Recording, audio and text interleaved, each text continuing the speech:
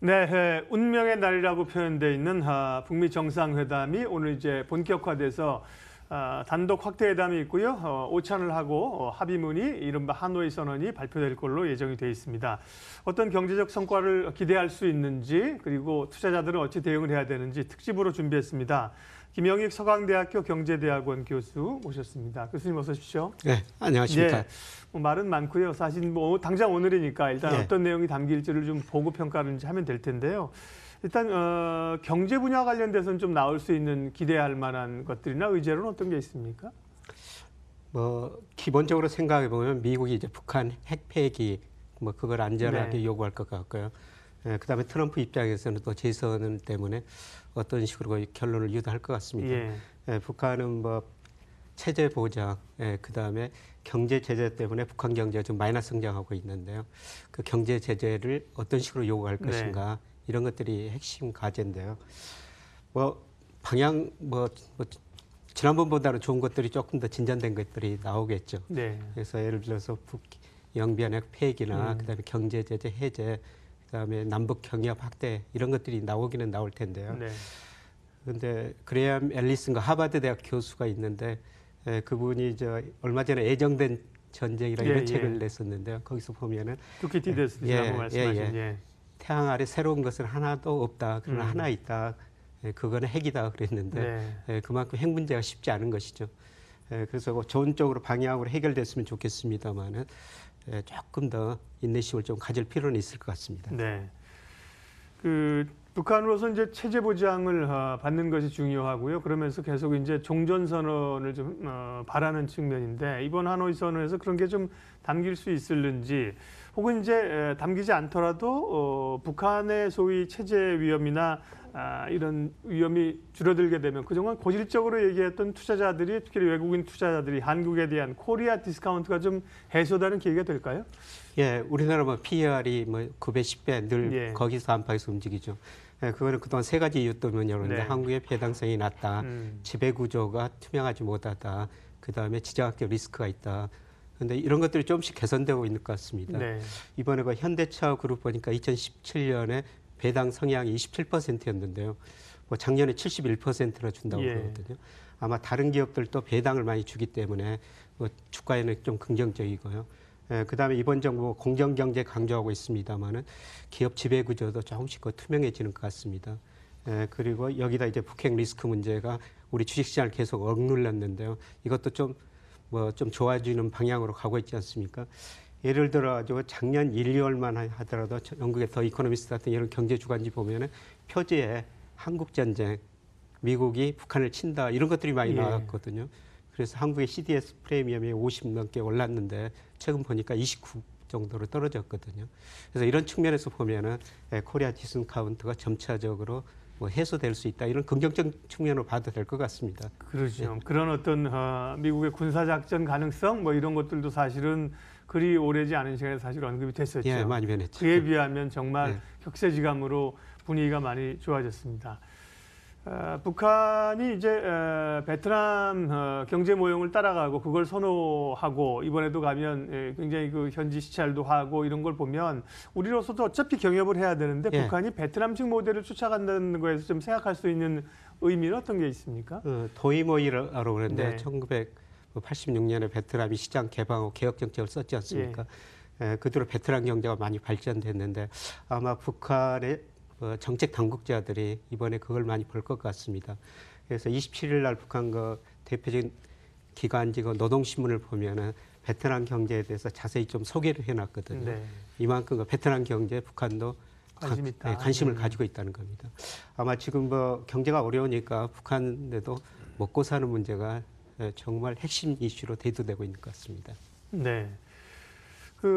조금 더 세밀하게 보면 이제 세부적으로 보면 당장은 금강산 관광하고요. 그다음에 이제 개성공단 얘기가 풀리지 않을까. 외교가에서는 그 부분은 들어갈 것 같다는 얘기가 중론이더군요. 두 가지가 재개되게 되면 우리 경제에 미치는 효과는 어느 정도입니까?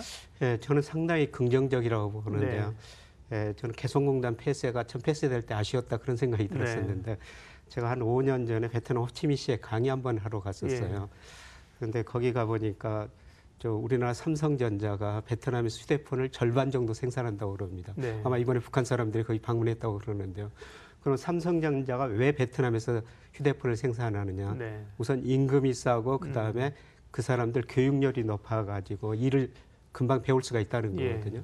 예, 그런 측면에서 보면은 사실 개성공단 임금이 그렇죠. 훨씬 더 싸죠. 그렇죠. 예, 그다음에 북한이 그 11년 의무 교육을 시킨다니까 네. 일을 또 빨리 배울 수가 있거든요.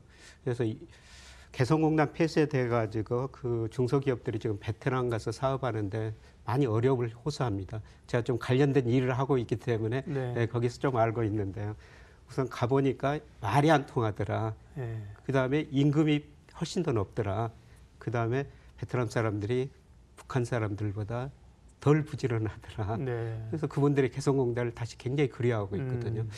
그래서 아마 이번 뭐 잘해가지고 우리 개성공단도 다시 재개되고 금강산 관광도 뭐 재개됐으면 뭐 좋겠다는 생각이 드는데요. 네. 오늘 뭐 저는 그 가능성이 있다고 좀 보고 있습니다. 예. 이 투자자들 입장에서는 어떻게 봐야 될까 이제 뒷부분에 좀 여쭤보도록 하겠고요.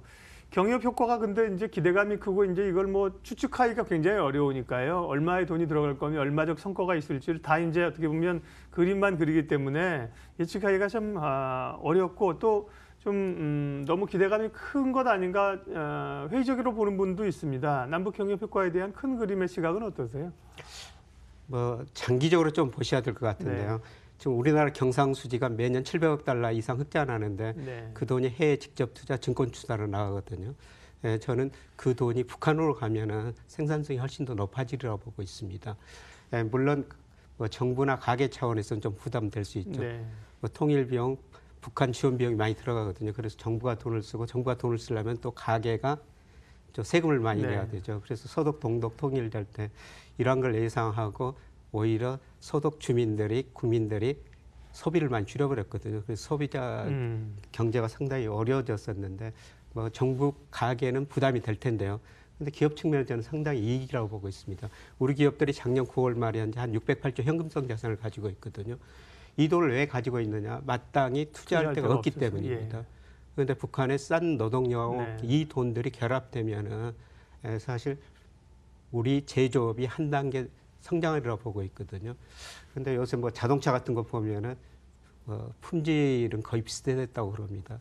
문제는 생산 비용이거든요. 예. 그 생산 비용을 얼마나 혁신적으로 낮출 수 있느냐.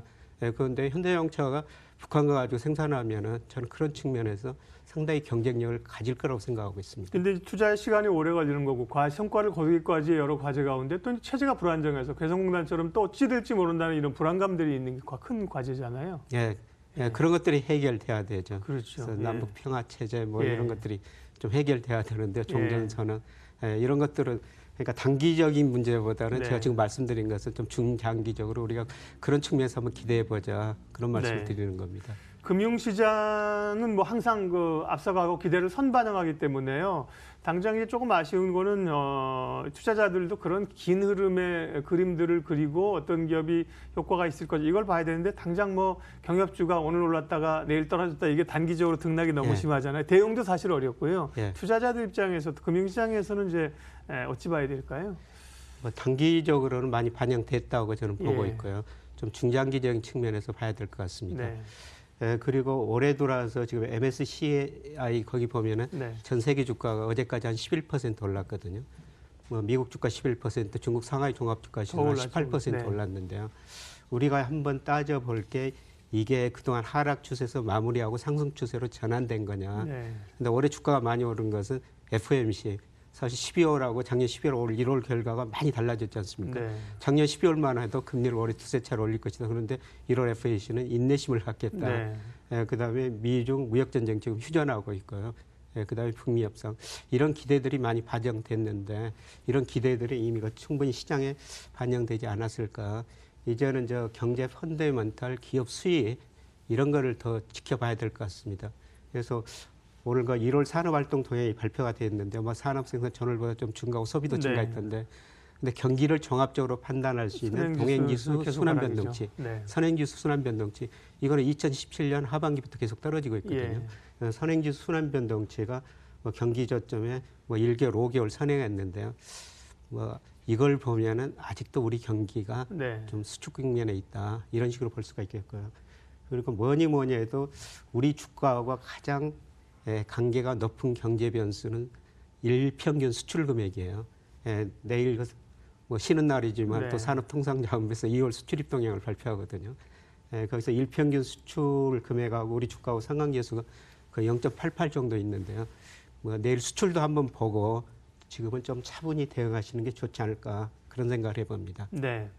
그 북미 정상회담에 관한 또 경협에 관한 얘기는 뭐 그 정도로 마무리하면서 마지막에 또 이후에 좀 생각해야 될 거 얘기하면요. 지금 뭐 실적 얘기도 하셨지만 경기 논쟁이 계속 뜨겁습니다. 워낙 뭐 안 좋을 걸로 봤는데 올 초에 주가가 너무 오르니까 경기 뭐 그렇게 나빴던 거야? 이 경기 침체는 아니고 둔화였어. 뭐 오늘 또 골드만삭스에서는 바닥 찍고 나왔다 이렇게까지 지금 얘기를 하고 있는데요. 경기 문제, 사실 또 유로존의 우려, 뭐 또 브렉시트 우려감, 산적한 문제들은 꽤 많이 있습니다. 앞으로 주목해야 될 변수 좀 알려주세요. 가장 중요하게 볼 경제 변수가 저는 미국 경기라고 보고 있습니다. 예. 뭐 작년 중국 경제 성장 둔화됐죠. 유로, 일본 경제 성장 다 둔화되고 있거든요. 네. 물론 우리나라는 그 먼저 둔화됐고요. 근데 미국 경제는 아직까지는 좋습니다. 네. 근데 지금 여러 가지 경제 지표면 상당히 혼재된 상태예요. 일부 경제 지표 좋고 뭐 산업 생산, 뭐 소매 판매 이런 것들은 일시적으로 지난 12월 통계 보니까 1월 통계 보니까 감소했거든요. 네. 그런데 저는 미국의 장단기 금리차 10년, 2년 국채 수익률이 아마 올 상반기에 역전되고요. 빠르는 하반기, 늦어도 내년 상반기에는 미국 경제가 정점을 치고 수축 국면에 들어서리라고 보고 있습니다. 예. 그래서 미국 경기가 정점을 치고 나면 과거 보면 평균 11개월에 걸쳐가지고 미국 S&P 500이 23% 떨어졌거든요. 그래서 미국 주가가 많이 떨어졌다가 지금 반등했지만은 지금 뭐 금리 정책 변화, 그다음에 미중 무역 전쟁 완화 이런 것들을 이미 반영했고요.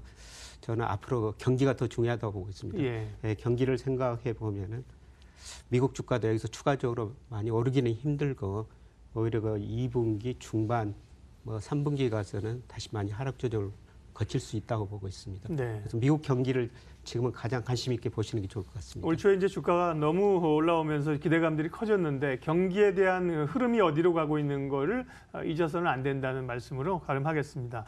예, 오늘 북미 정상회담 특집으로 서강대학교 경제대학원 김영희 교수님 함께했고요. 인사드리면서 출발 마케돈 2부 정리하겠습니다. 고맙습니다.